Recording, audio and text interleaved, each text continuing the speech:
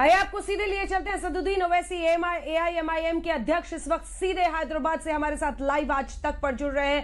ओवैसी साहब, देश के गृह मंत्री अमित शाह ने आज ललकारा है आपके हैदराबाद में पहुंचकर, कह रहे हैं अगला मेयर बीजेपी का ही होगा हैदराबाद शहर में। 4 तारीख को मैडम आप बुला लीजिए हमको, हम आ जाएंगे, उसमें कोई जल्दी नहीं है। हम तो यही कहेंगे कि बिल्ली के ख्वाब में छिछड़ी होते हैं, तो वो ख्वाब देख सकते हैं मगर रियलिटी कुछ और है। और 4 तारीख को रिजल्ट आ जाएगा, मेयर भी किसका बनेगा देश जान लेगा और हैदराबाद की आवाम अपना फैसला सुनाएगी जरूर। हमको नहीं लगता कि बीजेपी इस तरह की बातें कर रही हैं इसमें कोई दम है। ये है कि जरूर अब देश के गृह मंत्री हैं, यूपी के मुख्यमंत्री हैं, कोई मिनिस्टर आता है तो जाहिर है मीडिया की रिस्पॉन्सिबिलिटी होती है कि भाई उनको कवरेज दे, मगर जमीन पे जो हालात हैं हम देख रहे हैं, ये ज्यादा ही खुशफहमी का शिकार हैं।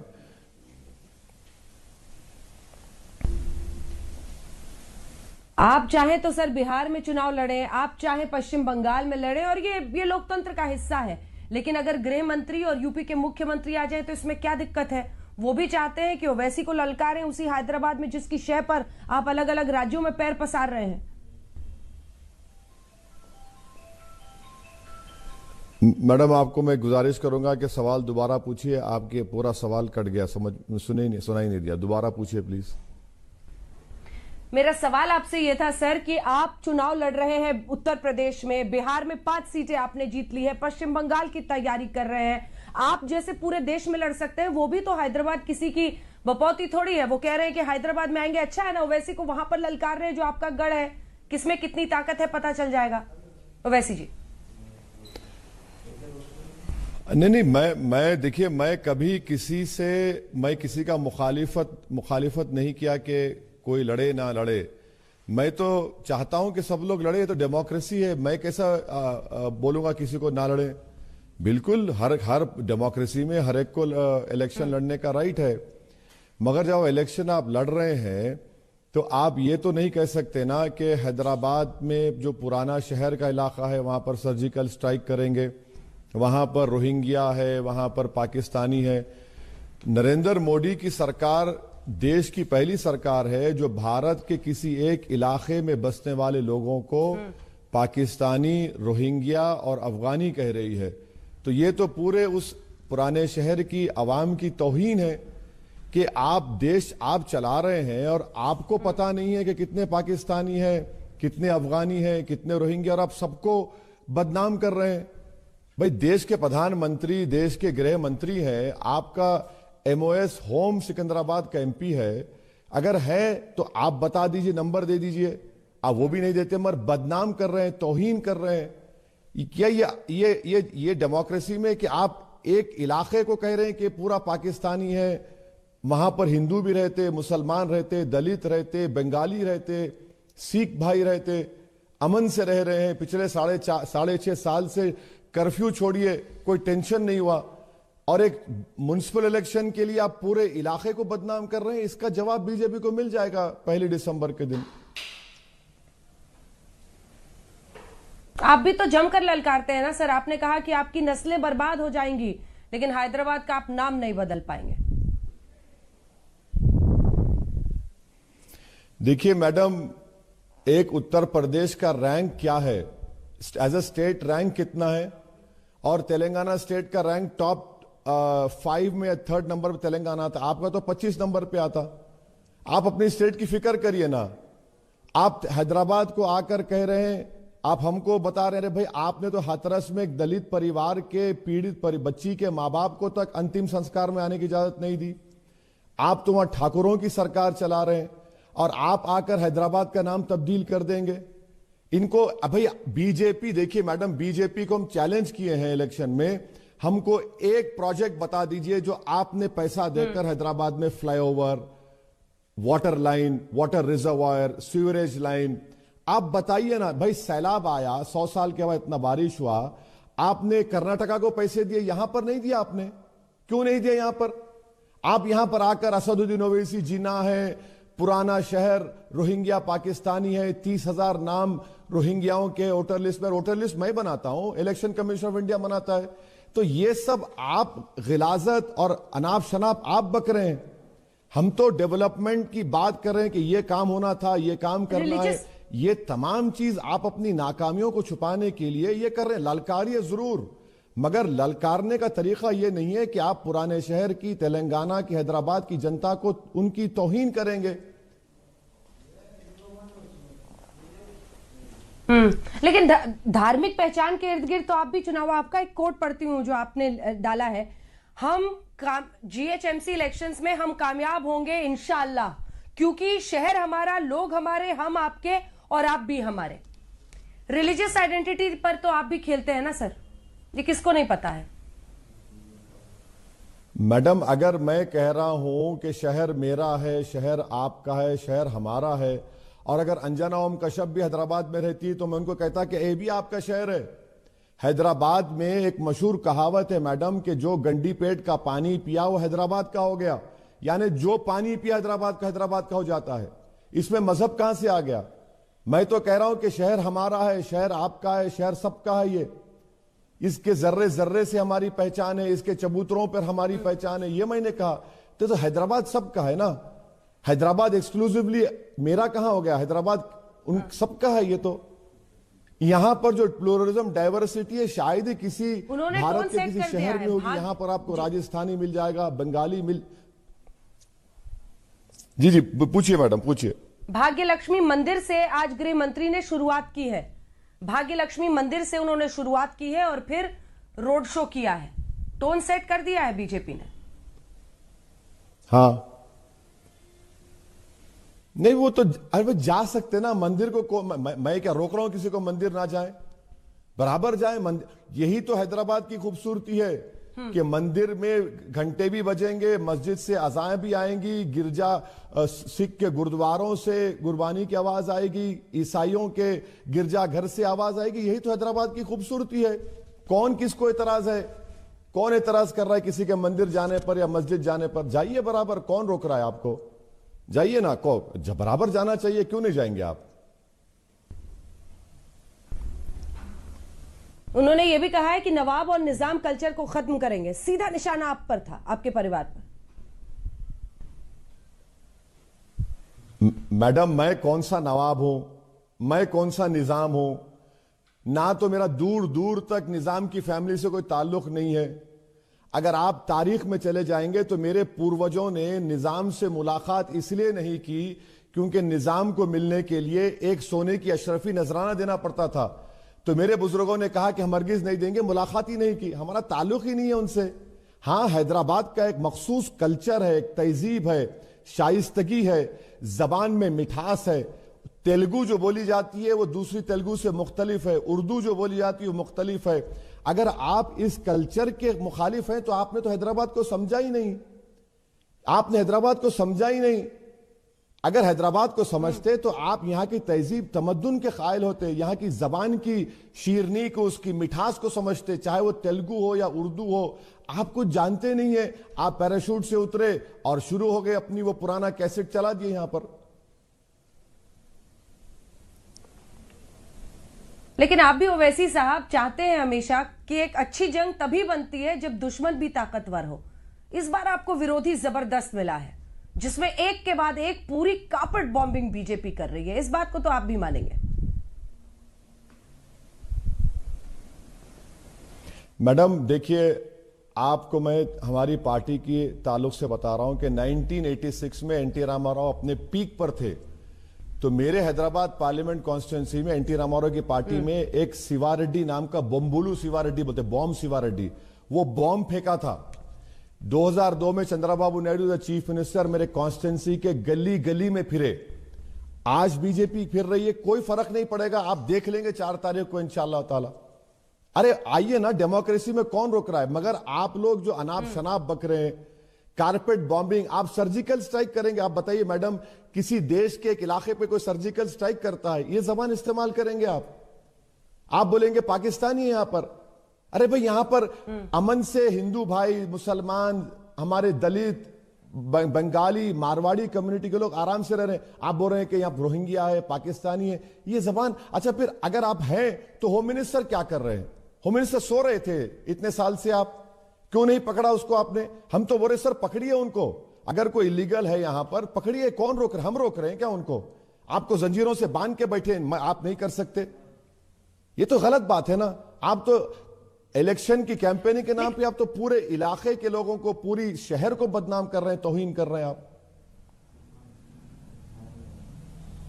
लेकिन ये भी तो सोचिए ना वैसी साहब की, इस देश की संसद में अगर हर बिल जिसको सरकार लाती है उसकी मुखालफत करने वाला शख्स कौन होता है? असदुद्दीन ओवैसी। चाहे वो सीएए बिल हो, चाहे ट्रिपल तलाक हो, चाहे फार्मर्स बिल को भी, लेकिन जो खास तौर पर सीएए बिल था या फिर उसके बाद से उससे पहले ट्रिपल तलाक बिल था, हर चीज पर आप कहते हैं कि अब जब ये नया ऑर्डिनेंस राज्य सरकारें ला रही हैं, जिसको यूपी सरकार ले भी आई है, लव जिहाद पर, हालांकि उसका नाम नहीं है, लंबा चौड़ा उत्तर प्रदेश धर्म परिवर्तन निविदेश वो कानून है, जो भी है, लेकिन इन सब के खिलाफ आप कहते हैं कि संविधान खतरे में है, ये सरकार हिंदू राष्ट्र बनाना चाहती है, ये सरकार जानबूझकर मुस्लिमों को टारगेट कर रही है। तो आप एक धार्मिक आइडेंटिटी की पॉलिटिक्स खेलते हैं ना जब आप करते हैं। इसीलिए बीजेपी ने पूरी ताकत वहां झोंक दी है, क्योंकि अब ध्रुवीकरण उनके लिए आसान हो जाएगा आपके साथ। मैडम, मैं आपको बता रहा हूं कि 4 तारीख के नतीजे आ जाएंगे, घोड़ा मैदान सामने है। अब रहा सवाल कि मैं मुखालिफत करता हूं तो करना चाहिए ना मैडम, डेमोक्रेसी है, वरना तो नॉर्थ कोरिया हो जाएगा इंडिया, कि प्राइम मिनिस्टर नहीं रहेगा बल्कि किम जोंग हो जाएगा, कि बस आ गया और सब जने थाली मारो और उसको अंगूठा लगा दो। यही तो डेमोक्रेसी की खूबसूरती है कि मुखालिफत होना चाहिए, अपोजिशन होना चाहिए, और होता रहेगा। अरे भाई, मैं तो कोई बीजेपी का तो नहीं हूं कि मोदी जो बोले और आंख और जबान का गूंगा हो जाऊं, आंख का अंधा हो जाऊं। मुझे अल्लाह ने दिमाग दिया है, सोचने की समझने की तमीज दी है, तो मैं मुखालिफत करूंगा, और ये डेमोक्रेसी के लिए बहुत जरूरी है। जो आज पंजाब के किसान आकर दिल्ली में धरना दे रहे हैं, हम उनको सलाम करते हैं, वो डेमोक्रेटिक राइट है उनका। वरना अगर सब लोग थाली बजाने वाले हो जाएंगे, खवाली करेंगे, तो वो जमहूरियत नहीं हो जाएगी। इसको खवाली डेमोक्रेसी कहना पड़ेगा हमको।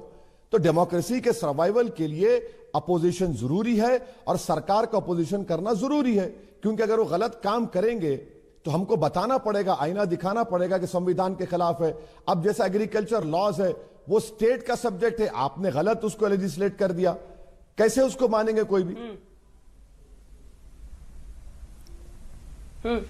आपकी नजर से जरा ये मैं समझना चाहती हूं, ये बीजेपी का जो जबरदस्त अचानक से इंटरेस्ट, ये दिलचस्पी जागी है हैदराबाद के म्युनिसिपल चुनाव में, ये क्यों लगता है आपको? ऐसा क्यों है?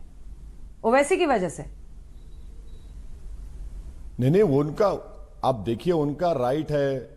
फार्मर्स के मसले पे कुछ नहीं करना चाह रहे, कोविड के मसले पे कुछ नहीं करना चाह रहे, तो देश की तवज्जो हटाने के लिए पूरे यूनियन मिनिस्टर्स को यहां पर भिजा देते हैं और यहीं पर वो अपना प्रोग्राम चलाते हैं। तो लड़ने से कोई उसके वो नहीं है, लड़िए जरूर। वहां जरूर मैंने ये कहा कि इतने मंत्री आए दिल्ली से कि शायद अगर डोनाल्ड ट्रंप को भी बुला लेते तो ठीक होता। अरे कोई बचा ही नहीं। उसके बाद भी अगर जो नतीजा निकलेगा तो यानी पहाड़ खोद के चूहा भी नहीं निकाल पाएंगे इंशाल्लाह ये लोग।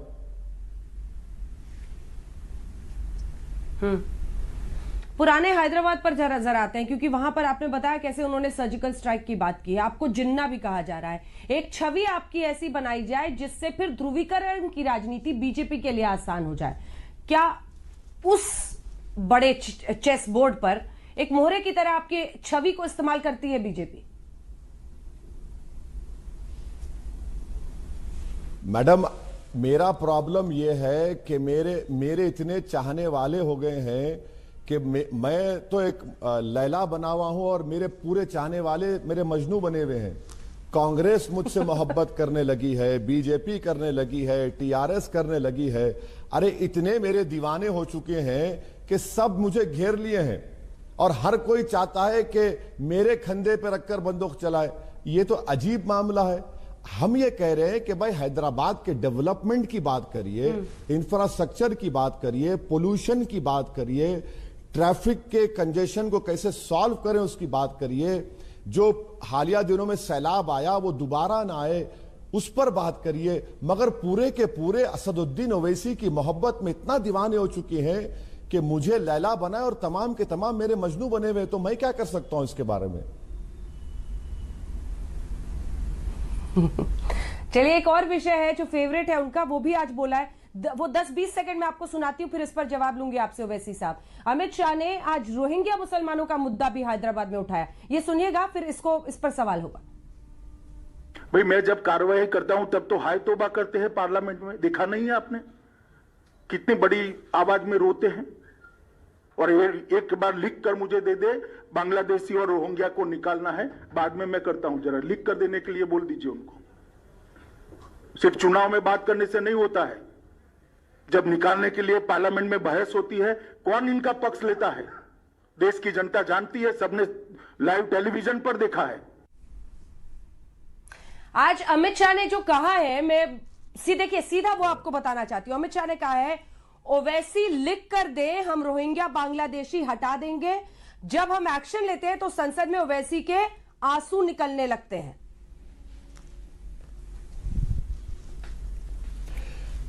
अमित शाह इस देश के पहले होम मिनिस्टर हैं जो एक एमपी से कह रहे हैं कि मुझे लिख कर दो कि हैदराबाद में इलीगल पाकिस्तानी रोहिंग्या है, तभी मैं कोई एक्शन लूंगा।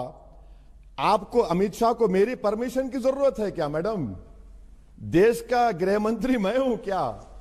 अरे क्या मजाक कर रहे अमित शाह, यानी एमपी लिख कर दे आपको, ये आपका काम है ना। कह रहे हैं कि जब वो एक्शन लेते हैं तो आप रोने लगते हैं, संसद में आंसू रोने लगते हैं। मैडम सुनिए, ये तो वही अमित शाह की जबान है कि 40 लाख दीमक हैं आसाम में। कहां निकले 40 लाख मैडम?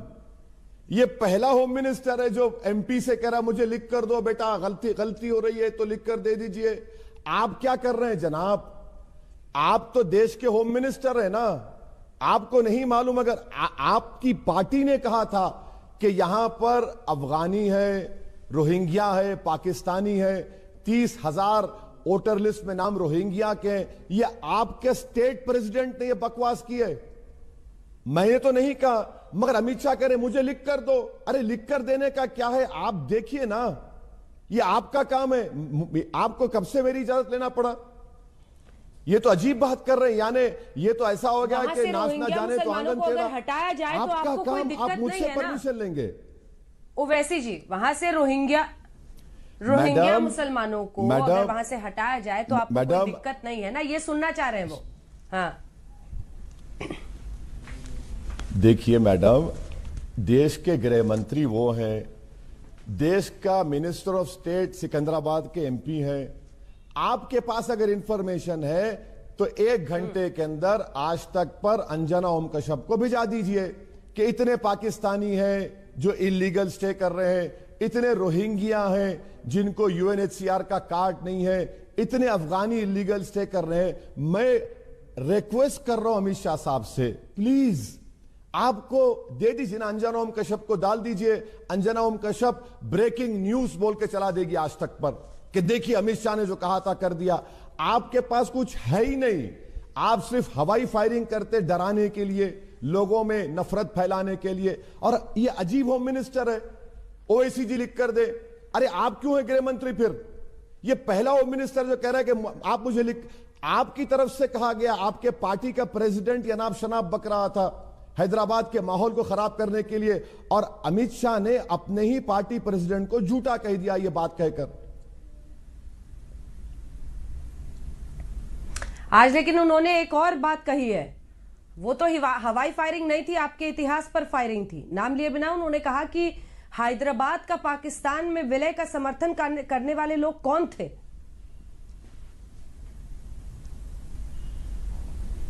देखिए मैडम, जो हैदराबाद की तारीख का हिस्सा है वो हिस्सा मुझसे ताल्लुक नहीं रखता। मैंने बार बार कहा कि मेरी पार्टी जो कासिम रजवी की पार्टी नहीं है, ये पार्टी अब्दुल वाहिद ओवैसी की पार्टी है। जो रजाकार थे वो पाकिस्तान भाग गए, जो वफादार हैं भारत के वो आज आपके सामने बैठकर आपके सवालों का जवाब दे रहे हैं, जिसको भारत के संविधान पर अटूट भरोसा था, है और रहेगा।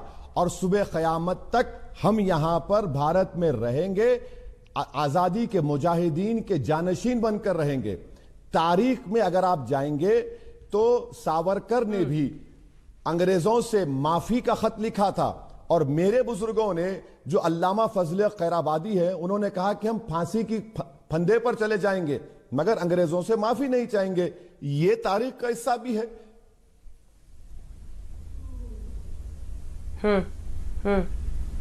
लेकिन अब तो हर मुद्दे पर यह सवाल पूछा जाएगा, आपको हमेशा लकीर की उस तरफ दिखाया जाएगा। देखिए, ये नया वक्त है ओवैसी साहब, और आप भी समझ रहे होंगे। एक तरफ राष्ट्रवाद है, हिंदुत्व है, भाग्यलक्ष्मी मंदिर से प्रचार है, चाहे वो लव जिहाद का कानून है जो राज्यों में आ रहा है, और दूसरी छोर पर आप खड़े हैं जहां से आप ये कह रहे हैं कि नस्लें तुम्हारी बर्बाद हो जाएंगी लेकिन हम हैदराबाद का नाम नहीं बदलने देंगे। ये वो दो धुरी है राजनीति की हिंदुस्तान में आज, जो दोनों एक दूसरे को, जिसे अंग्रेजी में कहते हैं, you feed into each other.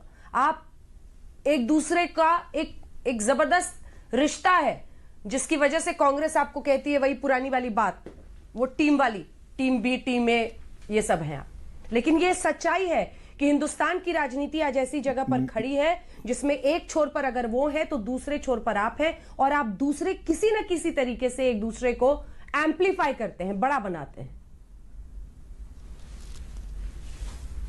Madam, मैं आपसे फिर से अर्ज कर रहा हूं कि समंदर के दो किनारे कभी नहीं मिल सकते, ना मिलेंगे। अब मेरा हाल ऐसा है कि हैदराबादी लिंगों में कहते हैं कि मेरा हाल ऐसा हो गया कि गरीब की जोरू सबकी भाभी होती है, तो वो मेरा हाल करके रख दिए हैं। तो भाई इधर से कांग्रेस बोलती है, उधर से बीजेपी बोलती है, बोला जाए भाई, बहुत अच्छा है। आप मेरी और मेरी पार्टी को पॉपुलर कर रहे हैं, क्योंकि आपके पास दिखाने को कुछ नहीं है सिवाय असदुद्दीन ओवैसी के। बीजेपी अपना इलेक्शन मैनिफेस्टो जारी करती है, उसमें मेरा चेहरा लगाती है। लोगों ने देखकर कहा कि हाँ देखो, अच्छा चेहरा है, देखने के काबिल है, कोई इतराज नहीं, करिए, हमको फर्क नहीं पड़ता। मगर देश में बीजेपी का अपोजिशन होना चाहिए। इसलिए होना चाहिए कि बीजेपी फैसिज्म को प्रमोट कर रही है, बीजेपी हिंदुत्व आइडियोलॉजी पर अमल कर रही है, बीजेपी मेजॉरिटियन पॉलिटिक्स पर चल रही है। और रहा सवाल कांग्रेस पार्टी का, तो मैडम, अहमद भाई के इंतकाल के बाद अल्लाह उनको जन्नत नसीब करे, कांग्रेस का शिराजा बिखर जाएगा। जिस तरह सल्तनत मुगलिया में रशीद खिदवाई जर्नलिस्ट ने लिखा कि निजामुल मुल्क ने जैसा मुगलों का साथ छोड़ा, मुगलों की साख बिखर गई, वैसे ही कांग्रेस का हाल होने वाला है। अभी देखना आप। एक गुजारिश आपसे करूं सर, अगर आप बुरा ना माने तो। मैं जो आपने मुहावरा इस्तेमाल किया उसके खिलाफ हूं, गरीब की जोरू। कोई नहीं कहता कि जो गरीब है वो सबका पति बन जाएगा। ये मतलब महिलाओं को इस तरह की परिस्थिति में दिखाना, मैं इसके पर्सनली थोड़ा खिलाफ हूं। तो मुझे लगता है ऐसे मुहावरे से आप जैसे लोगों को कम से कम बचना चाहिए। आपको पूरा इख्तियार है, आप मुझसे इख्तलाफ रखिए। मैं किसी की तौहीन में नहीं बोला हूं, वो एक कहावत है, और आपको इख्तलाफ करने का पूरा इख्तियार है। मैडम, मैं आपकी इज्जत करता हूं, बिल्कुल इख्तलाफ करिए मुझसे आप। मैं बिल्कुल आपका एहतराम करता हूं, बिल्कुल करिए। जी, इसीलिए मुझे लगा मैं बोलूं। लेकिन चलिए, अब तो सर 1 दिसंबर को वोटिंग होगी और फिर 4 को काउंटिंग होगी, सब कुछ तय हो जाएगा। लेकिन हाई सस्पेंस अगर कोई इलेक्शन पॉलिटिकल थ्रिलर है, मुझे तो लगता है बिहार से भी ज्यादा यहां पर घमासान हो गया है, वो है हैदराबाद शहर में। और चलते चलते एक बार जल्दी से आपको बस ये जो उनका जीत का दावा है उस पर एक आखिरी चुनौती आपकी तरफ से क्या होगी, क्योंकि आज प्रचार भी खत्म हो चुका है, जल्दी से।